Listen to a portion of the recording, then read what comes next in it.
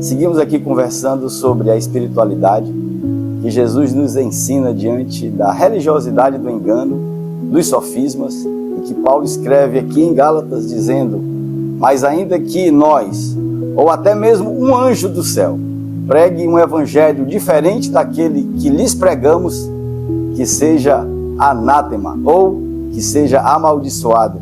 Gálatas capítulo 1. E Paulo repete e diz no verso 9 desse mesmo capítulo, como nós já dissemos, agora repito, ele diz e repete: se alguém lhes anuncia um evangelho diferente daquele que já receberam, que seja anátema, que seja amaldiçoado, ou seja, que não tenha valor nenhum, é isso mesmo. Porque Paulo ensina também sobre apostasia e ensino de demônios, escrevendo a Timóteo na sua primeira carta, e lá Paulo diz assim: o Espírito diz claramente que nos últimos tempos alguns abandonarão a fé e seguirão espíritos enganadores e doutrinas de demônios. Está lá na primeira carta a Timóteo, escrita por Paulo. E tais ensinamentos, meu irmão e minha irmã, vêm de homens hipócritas e mentirosos que têm a consciência cauterizada, lamentavelmente. Meu irmão, minha irmã, essa conversa ela é muito séria e ela é muito urgente, porque a apostasia não é abandonar uma religião. A apostasia é algo muito mais sério, é trair o evangelho, é deslocar Jesus do centro e substituir a verdade de Cristo por paixões, sim, por interesses próprios, por narrativas sedutoras e pelos sofismas muito bem elaborados, mas vazios da presença real da verdade. E, meus irmãos, olhem para isso, em nome de Jesus. Em nome de Jesus, nós não podemos embarcar nesse gravíssimo engano. Repara nisso, porque a grande questão não é simplesmente se alguém ainda fala de Deus, se alguém cita a Bíblia ou se alguém usa uma linguagem espiritual. Não é aqui que está o ponto. O ponto é se Cristo ainda está no centro da nossa vida. Esse é o ponto. E no Evangelho de João, no capítulo 14, Jesus não disse apenas que mostraria um caminho.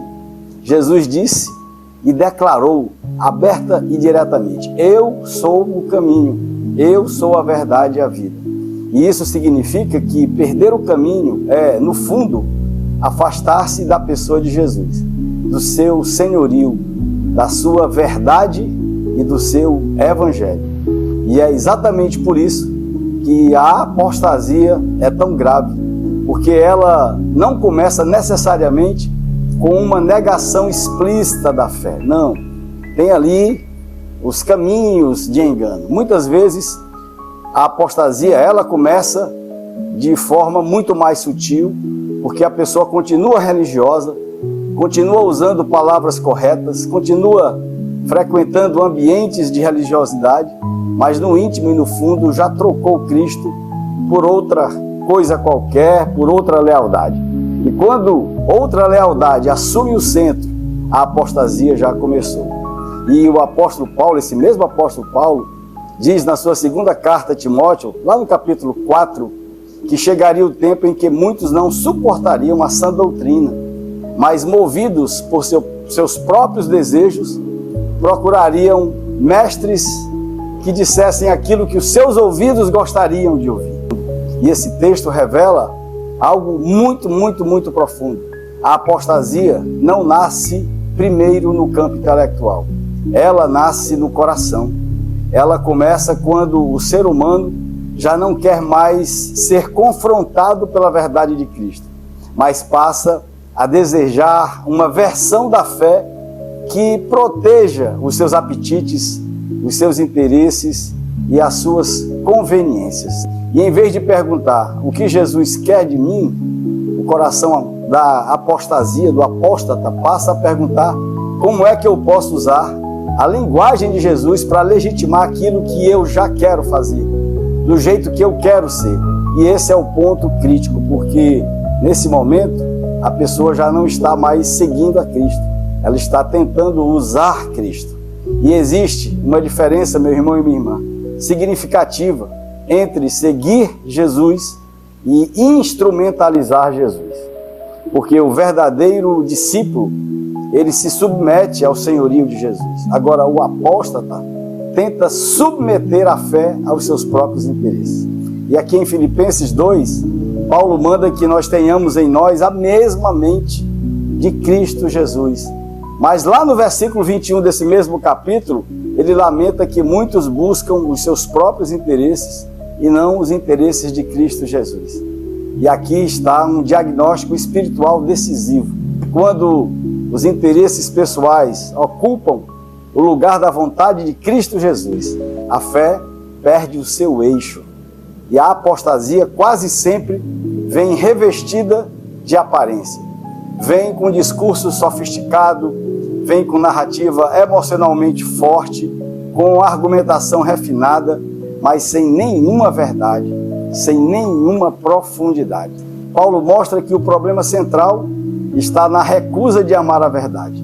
E isso é muito sério, porque o problema da apostasia não é apenas uma confusão de entendimento. Não, é algo mais sério, mais profundo. O problema é que o apóstata deixou de amar a verdade e passa a se render aos ensinos enganosos, aos sofismas, que tem um jeitinho de verdade, mas carcomido de mentira por dentro.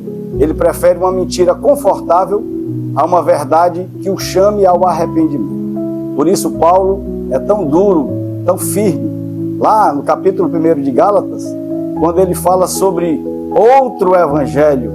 A apostasia não é apenas abandonar toda forma de fé.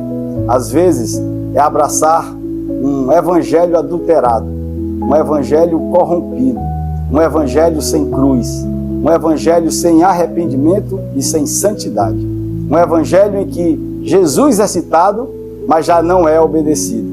E se Cristo não é o centro, meu irmão e minha irmã, então nós já não estamos mais falando do evangelho genuíno de Jesus e, portanto, essa fala já não vale mais nada, porque ela é anátema, amaldiçoada, como diz na palavra. O autor da carta aos Hebreus também nos ensina que a apostasia costuma ser progressiva. Ninguém cai nessa armadilha de uma vez. Primeiro, a pessoa relativiza, depois ela negocia, em seguida justifica e, por fim, abandona completamente a centralidade de Cristo. Porque, no fundo, toda apostasia tem conexão com a idolatria, como nós vemos aqui no Evangelho de Mateus, no capítulo 6. Jesus diz que ninguém pode servir a dois senhores. E sempre que algo toma o lugar de Cristo Jesus no nosso coração, no nosso amor, na nossa confiança e na nossa obediência, esse algo se torna um ídolo, é isso mesmo. E pode ser, inclusive, um ídolo de poder, pode ser dinheiro, pode ser ideologia, pode ser desejo, pode ser orgulho e pode ser ainda as paixões político-ideológicas que meio que norteiam esse tempo. Mas aqui está a esperança gloriosa do Evangelho. O antídoto para a apostasia não é um moralismo seco e nem uma religiosidade agressiva, de jeito nenhum.